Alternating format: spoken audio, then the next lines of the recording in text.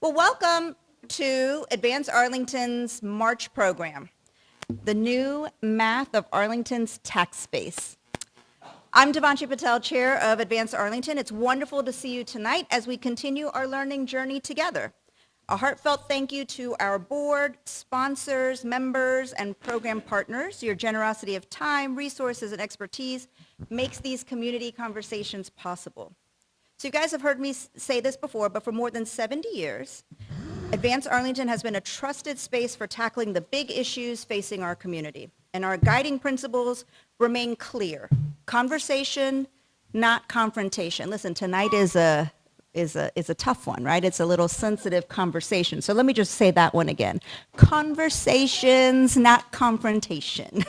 Education, not advocacy. Again, you know, there is the county board meeting where you can advocate for whatever you'd like for the budget. But tonight we're talking about conversation, education, partnership, and not partisanship. As Arlington evolves, so do the questions before us, but our North Star at Advance Arlington remains the same, creating a neutral and trusted space where neighbors can learn, engage, and shape the future together. Last month, we talked about the county's governance structure and what possible changes could mean for equitable representation. Tonight, we're going to turn to another critical issue, money. More specifically, how changes in our tax base are already affecting our community, and what we can do now to protect Arlington's long-term stability and vibrancy. So we are really excited to have an all-star panel, starting with here, our favorite and fearless county manager, Mark Schwartz. Our beautiful acting director of Arlington Economic Development, Kate Ange, and rounding out our panel, the illustrious Brad Case, Chief Economist at Homes.com and part of the CoStar Group. So please join me in welcoming our wonderful panel.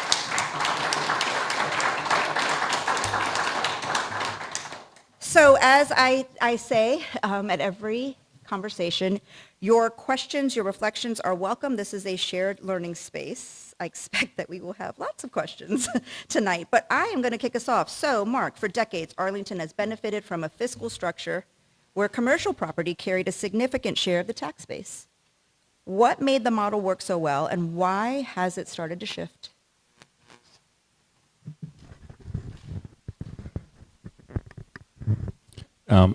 I was afraid you were going to keep talking, so I sort of dozed off there. I apologize. That's it. The gloves are off.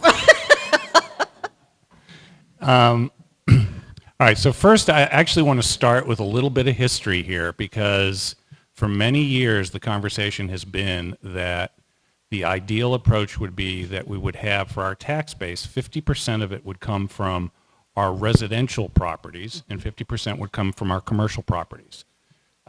I've only gone back 17 years, and I'll have a handout for you all. There's a little bit of some more detail that people need to focus on that, which I actually think is something that hasn't got a lot of attention. If you go back to 2009, okay, we had 54% of our real estate tax revenue came from our residential properties, our single-family homes and duplexes, those kinds of things. The commercial properties, which was 46%, just so you understand what that was, 16% of that, or 16% of the total, actually was coming from multifamily. So there was this understanding, the way we do taxation in Arlington, when we're talking about commercial, includes multifamily residential. So what's happened over the last 20 years, and it goes back longer than that, which is that this 50-50 split we've talked about essentially was the pure commercial piece of that was around 30%. That has dropped to 17%. And that is a big issue. And that's what you were talking about. But I want people to understand the other component of that is the multifamily residential. That has doubled. Okay, so I know some of you in this room might be surprised when there are conversations around things like the missing middle about where do all these people come who testify to support it. There are all these people who live in multifamily residential units, and that has been a huge change in the county over the last 20 years. When it comes to the fiscal landscape, though, you're right. Commercial properties, and Brad here works at CoStar. We were lucky to get CoStar to come to Roslyn and help with our commercial tax base. That has dropped, especially over the last 10 years, but for some of the stuff we did with Amazon and some of the improvements we had prior to COVID. The world has changed, not just Arlington, but it was built on a premise that our office buildings would be fully occupied. They are not. We have a 23% vacancy rate. So the amount of revenue we're getting from this sliver, which is now 17%, is actually dropping off. So that is a fundamental change. And I'm sorry, did you ask a question? So I think I'm going to leave it at that. Okay, thanks. So, Kate, even though Mark didn't answer his question, what are the biggest forces reshaping Arlington's economic landscape today, including changes in office demand, remote work, and commercial property assessments? Yeah, good evening, everyone. Well, as Mark said, that is our biggest challenge right now in terms of the economic landscape. You know, we have this office sector that is in transition. And what's happening is we are home to what's known as the knowledge work economy, and that has traditionally lived in office space. What we don't know right now is what is the new demand, because there's a lot changing in that world. We have AI disruption. We have, we've settled things, we think, as it relates to how often people come to the office, but we are still churning through the future of that office space. And that's what's kind of unsettling things right now. So we know that's pretty big deal, if you will. And all of that is happening right now, post-COVID, on top of what we're experiencing in terms of this like really acute economic shock that we're all going through right at this moment. So just a lot of uncertainty, and I think it's the repositioning of that office space that is going to be our challenge for several years to come. Brad, did you want to add anything on what we're seeing and whether it reflects a temporary market cycle versus a more permanent shift here? Yeah, I think I think it's, in my opinion, a lot of this is cyclical in two ways. Number one, the economic driver of the knowledge economy in this location changed a year ago, and it changed pretty dramatically. And at the very best, it'll be 3 years until we start to put things back together. And one of the great things that we have benefited from in this area is how little change there is from year to year. Other cities see a lot more volatility in their local economic drivers.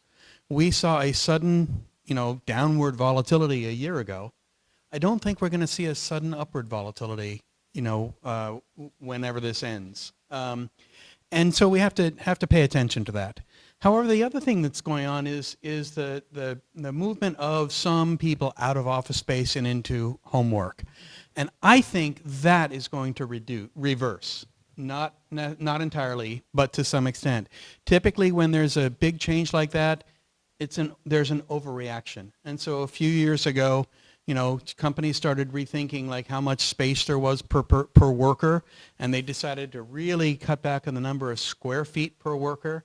This is separate from the work from home thing that happened during COVID. But when something like that happens, they go too far, and they realize that they have gone too far, and then they reverse it a little bit. It's the same thing with work from home. You really do lose collegiality when you work from home. Even if everybody has, good connectivity, if you're not face-to-face with people, you lose collegiality, and that means you lose some productivity. I often say it's the meetings that don't have an agenda that turn out to be really important later on. You just don't know when you're having them why they're going to be important. And so I do believe that some of the shift that we've been seeing recently toward work from home will reverse, but it's not enough to overcome the bigger hit to the knowledge economy in this area. It is cyclical, but it's not an easy cycle to bounce back from. Thank you. So this question is to both you and to Mark. We're going to touch on the housing market. Arlington's housing market remains strong, but rising home values, limited supply, and an aging homeowner population are creating affordability pressures. So how do these trends affect residential tax revenue, housing turnover, and of course the county's ability to sustain essential public services? Mark, you want to go into the buzzsaw? Is it? Yeah, now let me start on that. I think that, it's interesting. People asked me when the assessments, we do the assessments every year in Arlington, and they went out in January, that our residential assessments were continuing to show, I'm not going to call it huge strength, but some modest growth around 3%. And a lot of questions I got from people talking about the shock that you mentioned, that how is that possible? Well, it's possible because we still have a pretty limited supply, okay? So that means that, I talked about this the other day when I was at the Economic Development Commission. There's a listing that we track, and Kate knows more about it than I do, called the delisting index, which is the number of times people put their home on the market and then delist it because they're not getting their price. That index has gone up incredibly. People are sitting in their houses unless they really have to move, and there's very few instances where that happens. It's discretionary on their part. And as you said, people are staying here longer and living in their homes longer. There's not a lot of supply. So that is keeping, you all took basic economics. That is keeping, there's still, the demand has softened somewhat, but the supply isn't growing at all. So what that is doing is propping up those values. So we have not seen, as much as I have this graph here, we have not seen a drop in the values that we're getting in our residential market. That's just not the case. So speaking of the case, I'll let Brad talk about that. Yeah, I mean, the situation with affordability is actually something I've been dealing with almost all of my time at homes.com.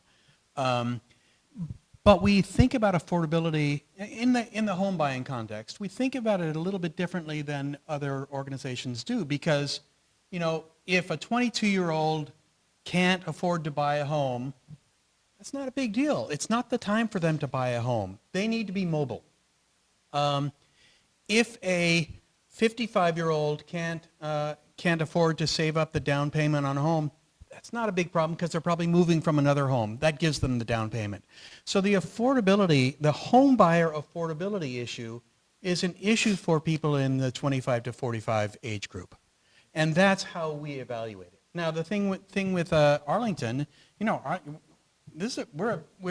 have a very fortunate location. But what it means is a lot of the people who are going to be buying a house, the reason that they can't buy it the fact that they can't buy it in Arlington, all it means is they're going out to Ashburn instead. They're trading a long commute for the opportunity to get something that they want, which is to own a house with a yard. Many of the people who currently own housing in Arlington no longer need the access to good jobs that living in Arlington gives them. And so there really is a trade-off, and part of the problem is that it's very difficult for people to make the correct trade-off because of the sclerosis in housing markets everywhere. The other thing to keep in mind is when we're looking at affordability, we're looking at income, but that's because we're looking at a group of people for whom income is the constraint. More generally, what we need to be thinking of is not sort of income, but economic well-being. And for young people, their income may be low, but it's going to grow. For older people, their income may be really low. That doesn't mean they're economically poorly off. So we have to sort of think about the issue of affordability in the context of a more general view of what it means to be in good shape financially. Mark, if residential property continues to carry a larger share of the tax base, what does that mean for the long-term trajectory of property taxes? What is that? Can you not hear me? Mark doesn't want to hear me, so.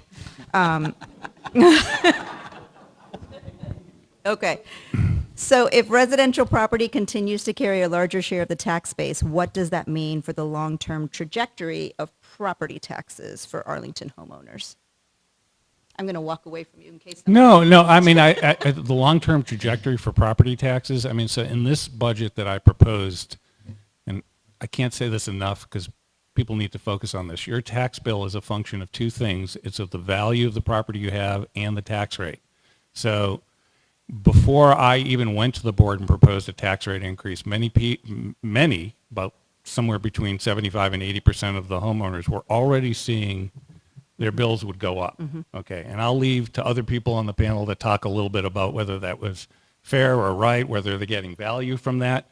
But what you've been seeing, and another thing I have on this handout I'll give to you, is that there are fewer places for us to rely on for alternative sources of revenue. So even though if you went back and you charted the number of times that the county board has increased the tax rate, which is the action they can take, it's been relatively infrequent.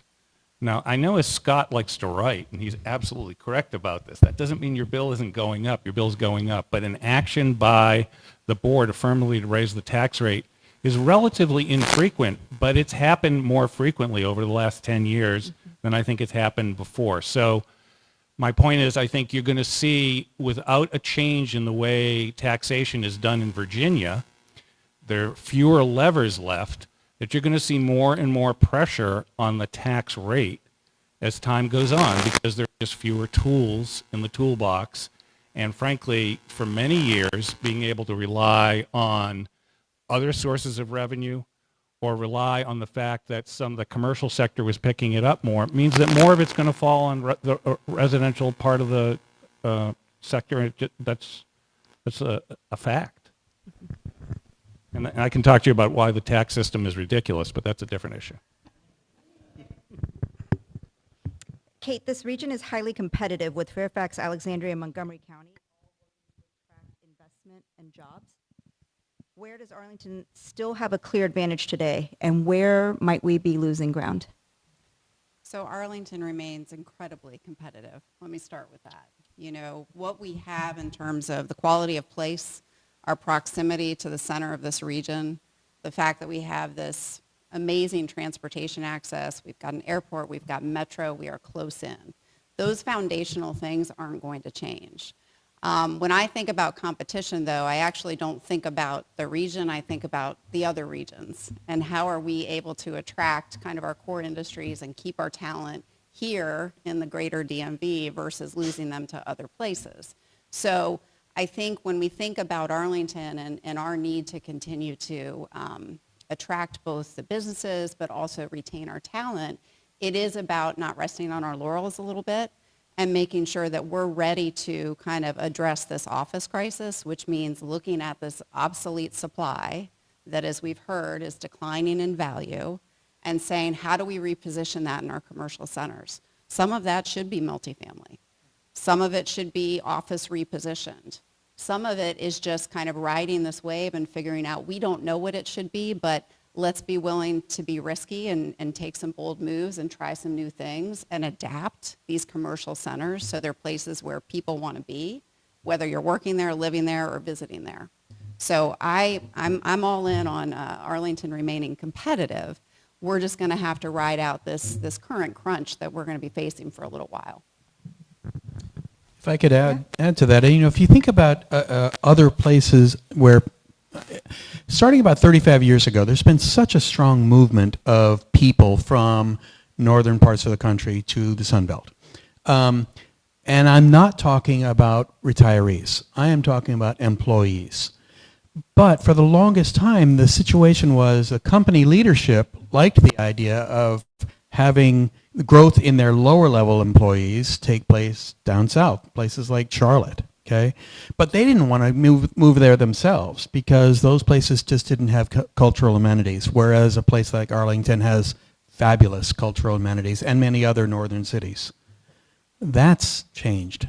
It used to be that if you lived in Charlotte, your weekend entertainment was NASCAR or nothing. That's no longer true.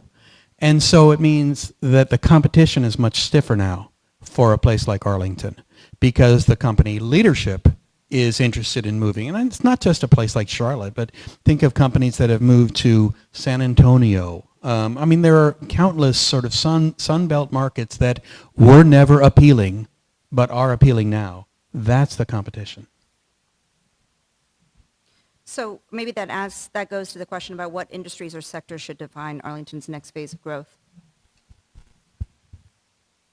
So we have traditionally, been in the spaces of aerospace and defense. I think maybe is the mic working? Yeah. Is it working? Do you want mine? No. Okay. Is that working? Okay. Yes. So a couple of things. I get asked this question a lot, which is that if the future of office and we don't know what that's going to be, what else could we do? Well, we're not going to build data centers here. We're not going to start manufacturing cars here or anything like that. This is going to be a knowledge sector hub forevermore. And we do have these core kind of industries that we've been in for a while, which is aerospace and defense. It is the corporate headquarters. It is the nonprofit sector, media. And I see those as still our strength, because to be part of this capital region, those still make sense. We are home to the Pentagon. That is a space right now where we're seeing a lot of activity. National security and technology and innovation in that space is a growth sector right now.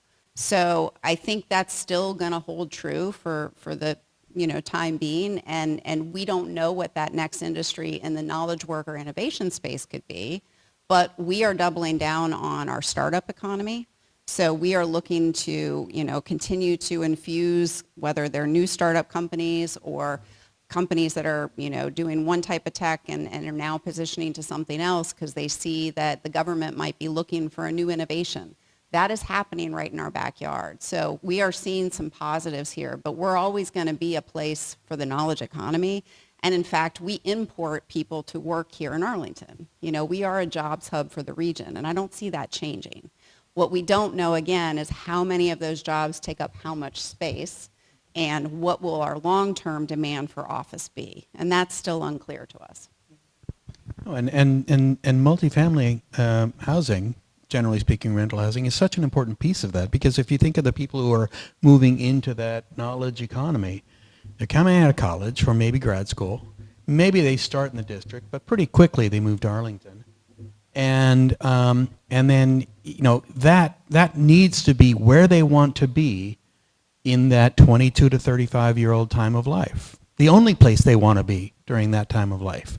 Then when they turn 35, then maybe they're thinking about moving to Ashburn. But many of them, because they love Arlington so much, will stay here because they started out here. So it has to be a place where young professionals in the knowledge industry can start out and want to be when they start out.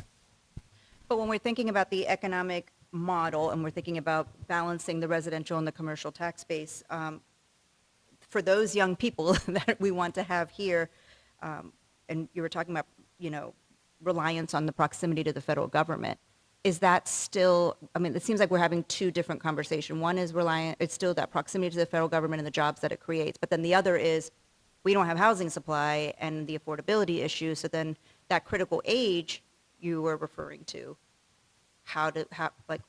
where do we expand the residential tax base? How? Nobody, Mark?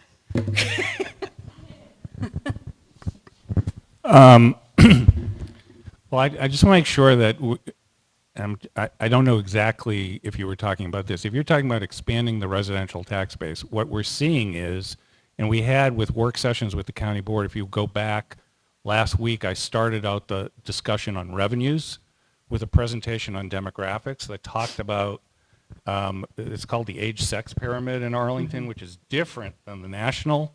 It shows a real bulge in that 23 to 45-year-old age cohort.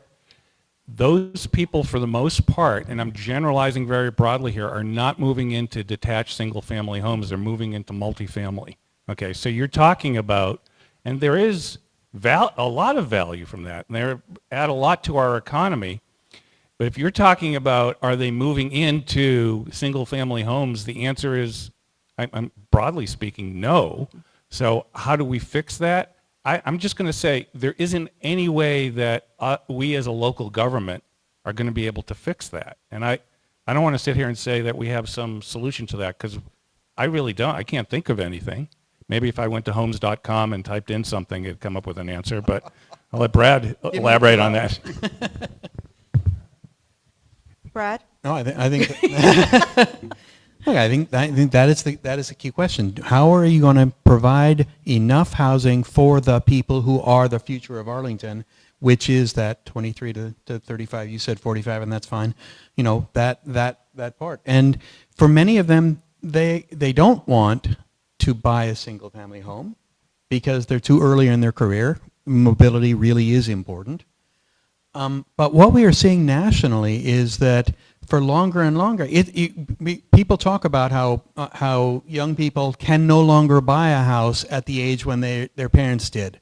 That's not really it. They no longer want to buy a house at the age that their parents did. They like the idea of being in multifamily housing, and they like the idea of being in rental housing. It makes a lot more sense than it used to, partly because of the mobility.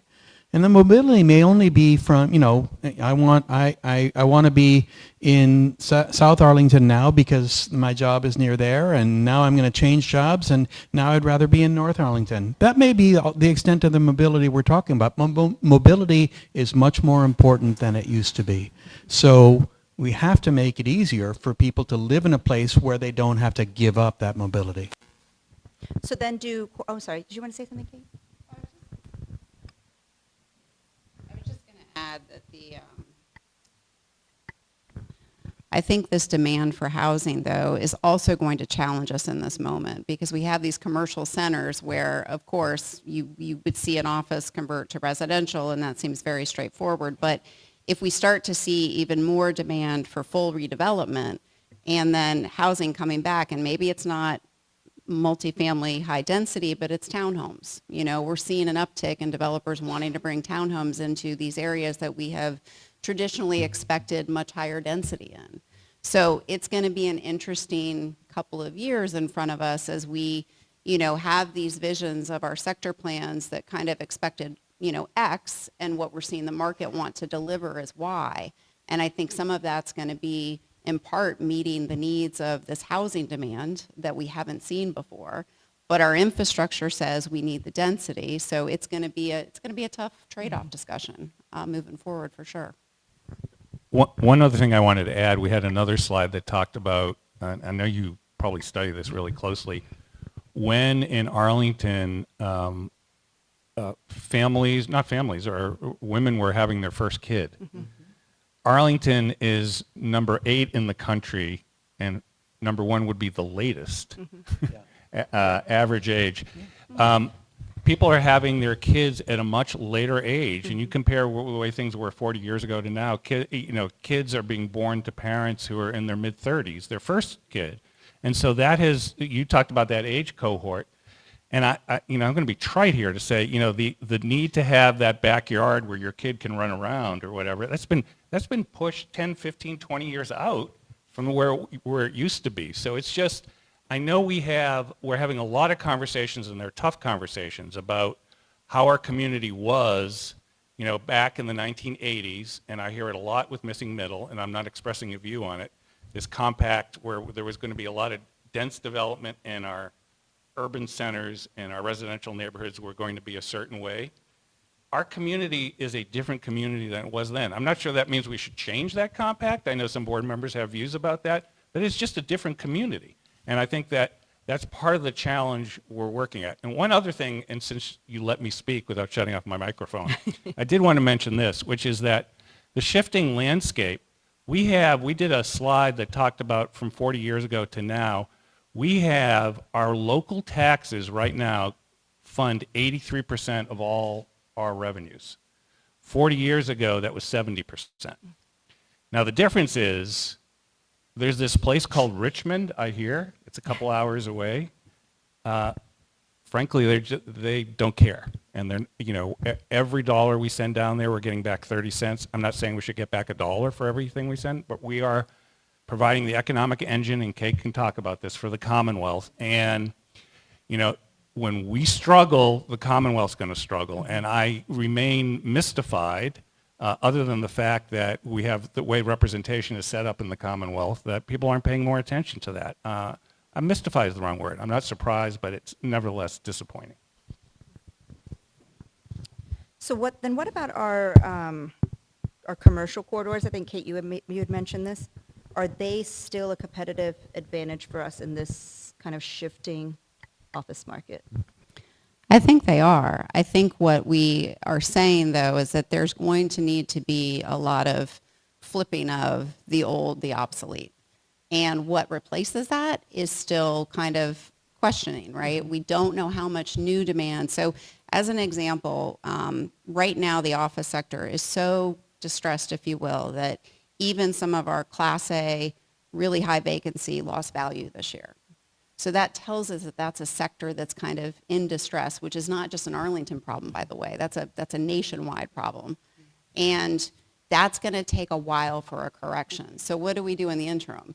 We do creative things. We do the adaptive reuse policy. We allow R&D. We do self-storage. We do creative uses of these buildings. But then in other cases, it is time to maybe knock that down and try something new.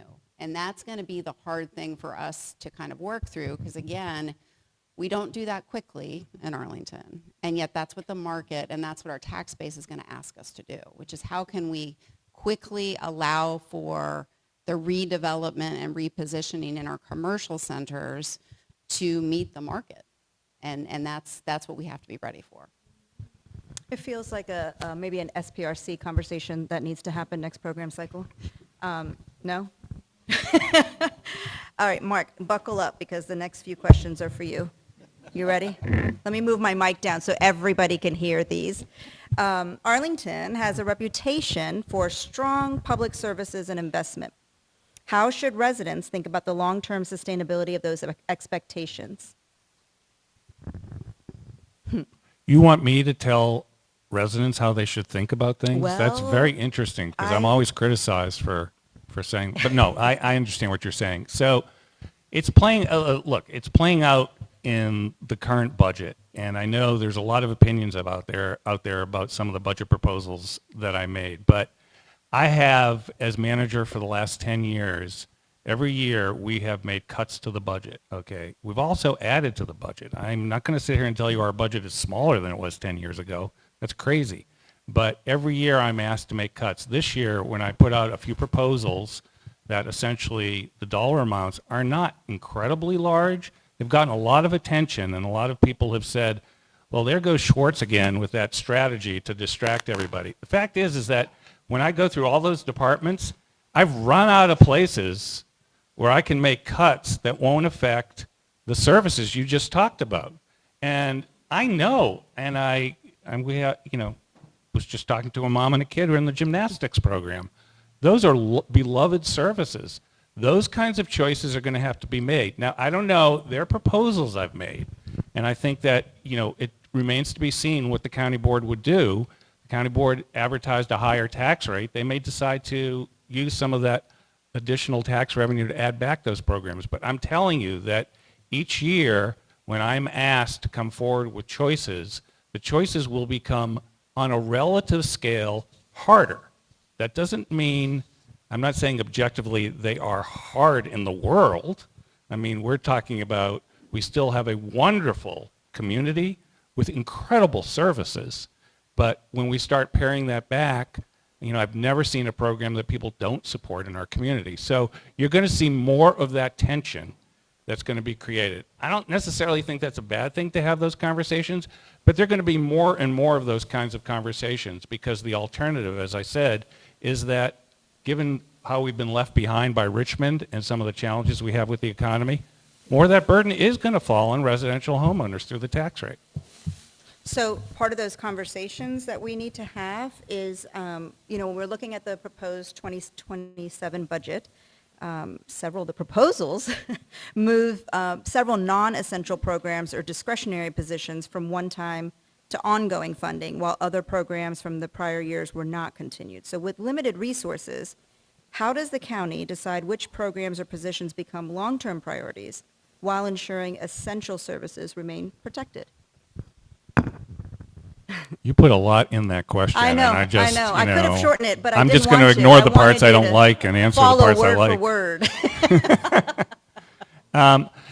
There are some things where I like to say this, and I mean it quite seriously. I'll call it, when you're preparing a budget, you can commit like a misdemeanor or a felony when you're preparing a budget. A felony is when you take something that should be ongoing and you use one-time money to support it. That's really unacceptable because what it is, you've built in a structural imbalance into the budget. And I'm going to say this, and if you have in a community over 5 years, you see, for example, a need for food assistance, and I know Charlie's here, food assistance in our community, and you say for a year or two, you know what, that clearly is just a temporary blip, and you can get away with saying that, and you put one-time funds to it, but then you actually step back and you see over 5 or 10 years, there's been an actual structural growth in what's going on.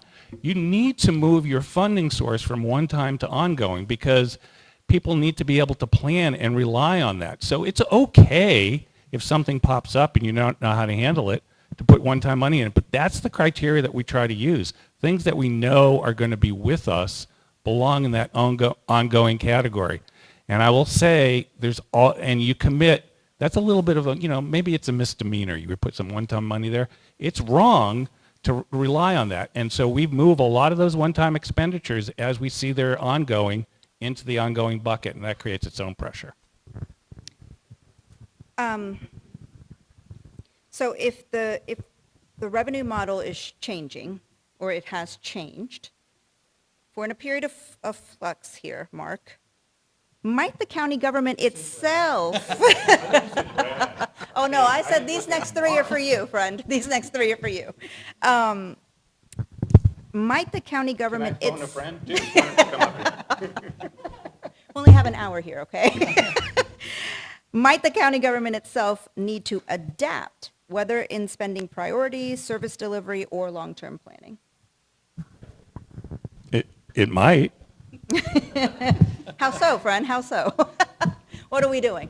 Look, people want to try to make more out of this than it really is, but at the end of the day, I get direction from the board about what I'm supposed to focus on, and I deliver a budget every year that follows the priorities they lay out, and so I'm going to take my lead from them. They said this year, they always say do everything and do it well and then cut everything, all that, and I understand that. But this year they made it clear that they wanted us to focus on our safety net programs, and we did that, and that's what I'm going to do. Okay. So I do want to ask a couple questions that we received early on. Are residential taxpayers now subsidizing the commercial sector, and can conversion solve the problem? Well, are residential taxpayers subsidizing the commercial sector? No. No. No. Okay. No. These are difficult choices. Years ago, decades ago actually, Fannie Mae did a study that never saw the light of day. But what they were thinking about was housing affordability generally, and they approached it by saying, how do we define middle income people, and what does it take in each city to be able to achieve that middle class lifestyle? And the way that they defined it was, if you're in the middle class, you can afford to buy sort of the normal house in your city. And you can afford to send your child to whatever college they get into. And you can afford to save enough for retirement. And I said, what are you talking about? Middle income people can maybe do two of those. They absolutely cannot do all three. And that's true for everybody. Like, when my kids were little and they would go to some friend's house and see something cool that the friend had, if we were rich, could we have that? This is what it means to be rich. It doesn't mean you can have everything you want. It means you have to choose the important stuff. So, these difficult choices, everybody faces them nationwide, and Arlington just starts from a place that's much luckier than most people in the country. Another question, pre-submitted question. Is there a break-even volume of home construction that would allow the residential property tax to stabilize at its current level? How close are we to that value now? In other words, how many more homes need to be built to offset the need to raise taxes?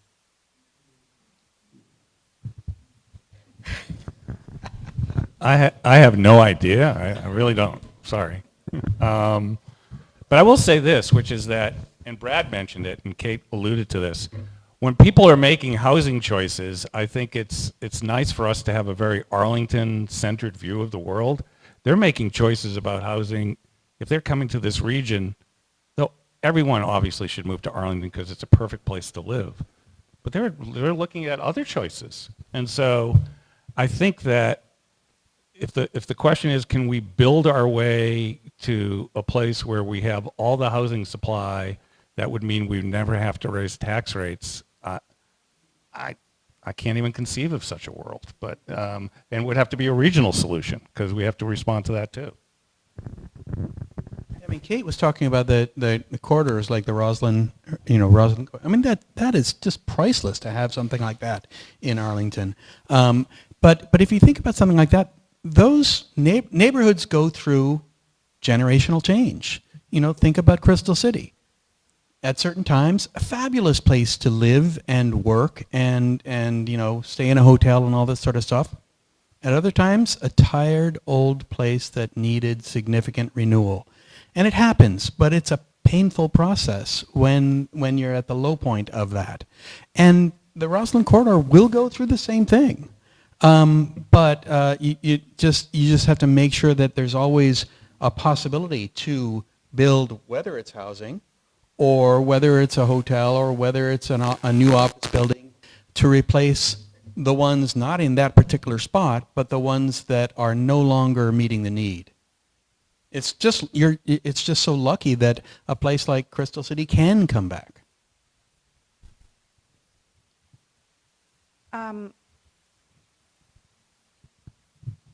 Okay. When do we get to ask you questions? So another question from the audience. It's beyond tough to have an economic crisis and a housing crisis at the same time. What words could help each of us, especially those with privilege, explain this to those others who haven't seen it yet? For example, I think renters, 58% subsidize single-family homes, schools, and services. There might have been like a comma or something, but basically. Well, what's the I'm just message? picking up a little piece of that, which is that, and I talked about it at this beginning. Arlington's population continues to grow, and the question is, where are all these people going? Mm-hmm. They're going into these multifamily dwellings, and I think we have demographics on this. They don't have as many kids there, So if people want to talk about subsidies or whatever, so we have. For us, if it costs somewhere between $20,000 to $25,000 to pay for one of our kids to go to Arlington Public Schools every year, if we have more people coming into our multifamily residential, then that's just from a purely mathematical calculation, that's good. Mm-hmm. Because they're not paying that level of taxes, and they're getting that the government's investing that amount of money in the kids' education. So as that happens, that's a net positive when it comes to that. I think there was a lot other in your question that I'm sure Brad and Kate want to talk to. Mm-hmm. I got a graduate degree out at Berkeley, and Berkeley is actually the town of Berkeley is similar in some ways to Arlington, close to the employment center of the region, a lovely place to be. Right next to Berkeley is a town called Emeryville. Okay, Emeryville is an industrial town, and so. But as a result, and it has very few people, and the people there don't have kids. So in terms of tax base per student, oh my God, it's wonderful. That doesn't make it an appealing place to be. It makes it a place where they have to figure out some reason for people to go in there, not to visit an industrial site, but to do something else. Again, Arlington is very lucky in that sort of we have all those things. What you don't want is to sort of suck out the middle, the people who do have the children, who do use the public schools, by setting up a society in which only people without children can live there. Mm-hmm. Some of them because they haven't yet reached the stage where they need something else, and others because they got in 40 years ago when they could. You don't want the sclerosis to hit, because that's what really sucks out the energy of a town or a county. Yeah, I just wanted to add, don't give up on commercial entirely, right? Like we are going through a correction period that's going to take a while because we are oversupplied, but there is still this energy that we are this jobs hub, and it is the economic opportunity of those jobs that bring the people here. So it's not going away. It's going to be less robust than it's been for a very long time. But that's why we have to be kind of creative and nimble in these commercial centers to reposition that real estate as best we can. So don't give up on commercial entirely, I guess. Yeah, is my and message. if I could just add one thing, and I know we get a report from CoStar, which, by the way, we love having CoStar in Arlington County. That vacancy rate has, you all remember your fractions, has a numerator and a denominator. And what Kate was talking about, and we're seeing this, it's like not because of anything we did, the denominator is changing all the time. And that means that people are taking some really tired office product offline. They're going to take it down and rebuild it as something. Yep. Or we have our adaptive reuse, which is moving some tired commercial space into the residential side of the equation.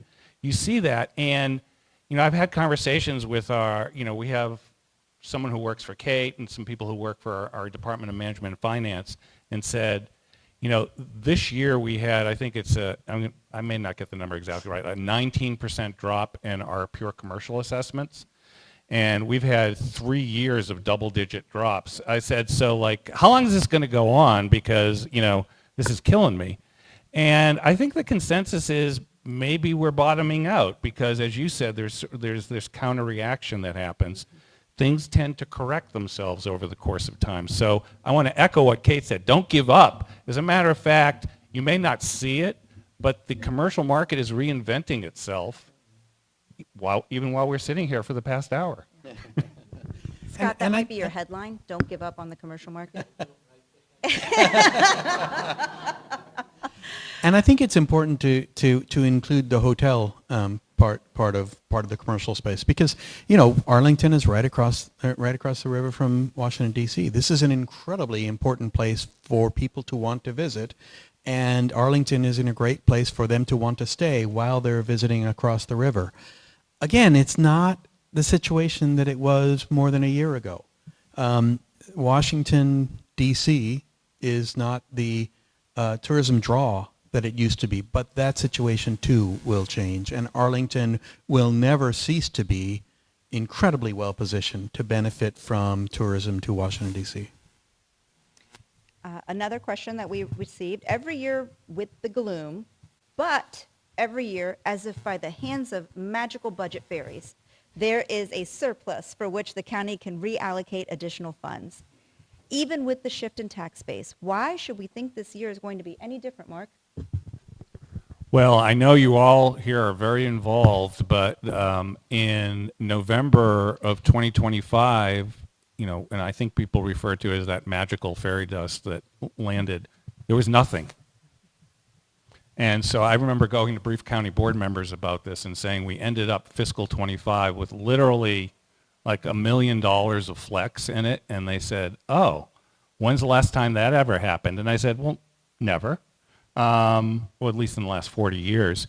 What we've seen is that our flex, and by the way, if you end up your budget with only $1 million left at the end of the year, I think, that's one grounds maybe they should think about firing me because you can't end up that close. You always want to end up with money left over because the alternative is unacceptable where you don't have the money to pay your bills. So you want to try to build some flex into it. The fact that we came that close, it really freaked me out. And I know a lot of people, and I used to be, before I was county manager and worked for the county, I was on fiscal affairs, and we'd say, why is it that the money keeps falling out of the sky? That isn't, there's money left over at the end of the year is a good thing. A lot of money means we haven't done such a good job. Mm-hmm. But if you end up your budget, off by 1%, I think that's damn good. If you end it off by 1/10 of 1%, that's horrible. Mm-hmm. So as a matter of fact, I'm going to disagree with the premise of that question, but I'm just going to tell you, so far in this fiscal year, I have told staff, cut it out when it comes to things that I view as discretionary, which they may not, cutting back on memberships and travel. Those things are really important to people. And I know we've had to go position by position and talk about not whether we're going to hire it, 'cause sometimes we aren't going to hire it, but we're going to delay the hiring on that, because I can't come to the end of fiscal 26 and be in a negative situation. And I have to tell you, right now, there's an open question about that. I'm not saying we're going to do this, but in a few weeks, I'll sit down and look at all the numbers, and if the numbers aren't matching up, and I'm not saying we're going to do this because I hate it, we will have to shut down some of our services the last month or two of the year with some furloughs. I don't mean to say that. That's not like a threat. So if our libraries have to close 2 days in June, we'll do it. And that means less pay for county staff. Now, I am hopeful and pray that we don't have to do that. But that's the kind of situation we're in. We have to manage that. And frankly, it's nerve-wracking for everybody involved. And it is really off-putting to our employees who are like, every town hall I have every month, Mark, are there going to be furloughs? And I go, we've never done a furlough. We don't want to do that. But Kate can tell you, because I've been on Kate's case about this, we've got to hit those budget numbers. And we have some things that our revenue is soft. We're not seeing what we thought we were going to get. And our expenses, due to factors outside of our control, Brad. We just did a presentation. If you listened last week, some of the things, if we want to go out and buy a laptop, those prices on that have gone up 30% in the last 12 months. And it's, I don't know whether those are valid price increases. The cost of goods we're getting slammed on it. So those are real problems. And you can talk, if there are other people in the room here who are nonprofit providers, they can talk about, Charlie, about the cost of actually literally going out and buying food and how you plan for that. It's bonkers. Mm-hmm. That's a budget term, bonkers. So I'm going to ask a question, and then I'm going to take a microphone into the audience so that I can start asking questions from the audience. Here's a question for all of you while I start my step count. If Arlington wants to remain economically strong and fiscally sustainable over the next decade, what bold action should the county, businesses, and residents prioritize now? I'll Please start. don't all jump at once. All right, I'll start. And I'm going to take a term from my colleague, Mark McCulley. We have to be more risk tolerant right now in the development sector. We have to be willing to allow for some of this repositioning and redevelopment to be something that maybe we didn't think it was going to be, and to look at our developer partners and our business partners as partners, not adversaries, because we need them in this crisis more than ever. So that's what I'll say. Well, I couldn't agree with you more on that. If you think about, I've been thinking about a form of housing that's not going to show up in Arlington in any meaningful way ever, and that's single-family rental communities. Okay, they're not going to show up here because they use up a lot of space. But what we found in when we watch people developing and running single-family rental communities is lots of people who like the idea of 4 walls and a yard don't need either the 4 walls or the yard to take up a lot of space.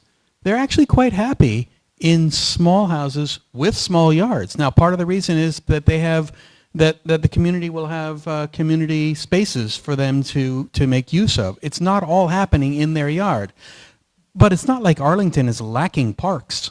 So be willing to take into account pressure for a different kind of housing than Arlington is used to. That's I would say that's really the top thing that we need going forward. Yeah. So, I think so. I was on a bike trip last year and outside of Charleston, South Carolina, and I was going through a town. They had, this is not news, but they had what are they called, tiny homes?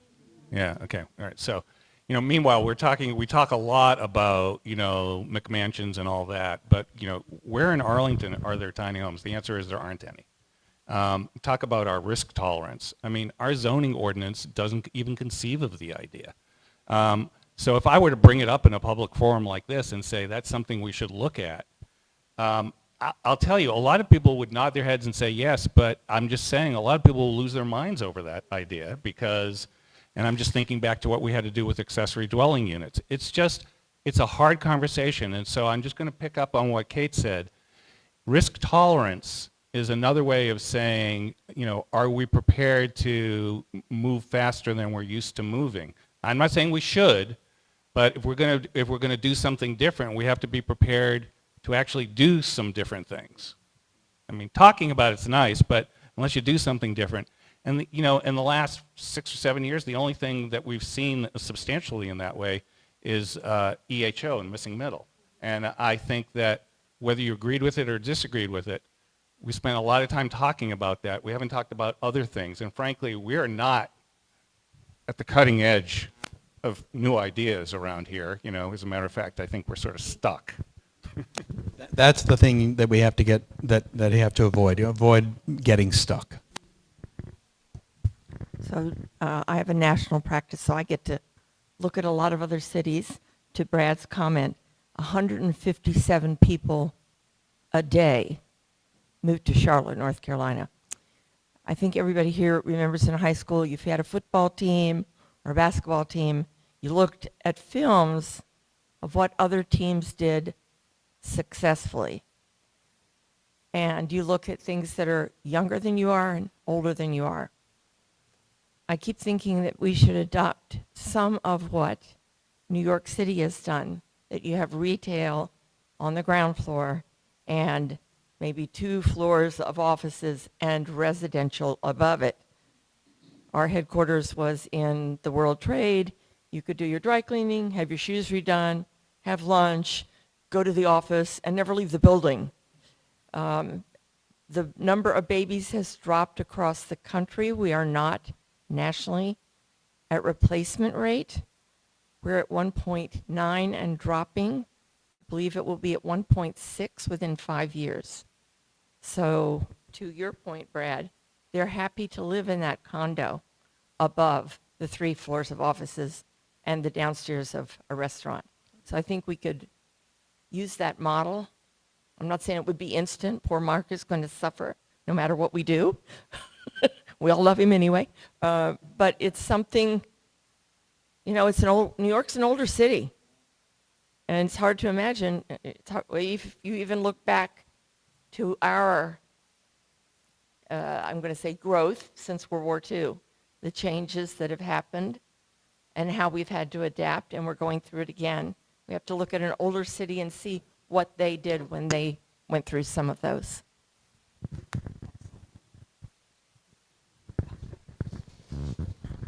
Yeah, Joe Ventrone, Roslyn. Quick question. Amazon was a plus for our community, and they fell victim. What is the status of the Sphere, the vacant property over there?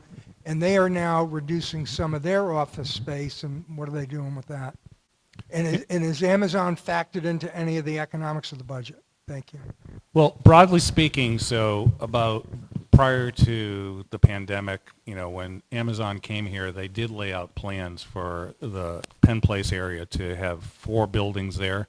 That's indefinitely on hold.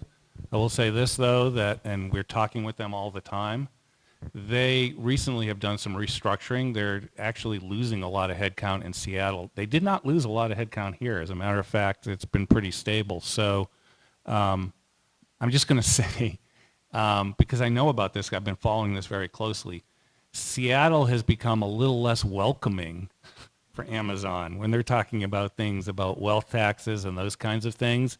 And we've talked with Amazon officials, and they like being here. Now, does that mean I think that they're going to build those 4 buildings? Absolutely not.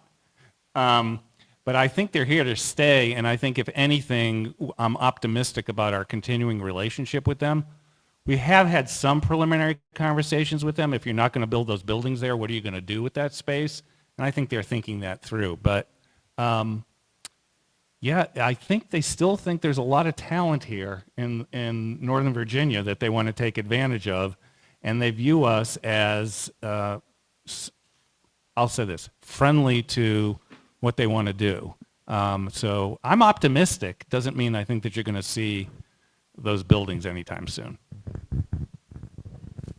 Hi, I'm Tony Weaver with the office to residential conversions, we've seen a pretty big influx of condos into the market, and we're likely to see more in the next couple of years on a pretty big scale. Can you all speak to some unintended consequences of this large influx of a specific type of unit?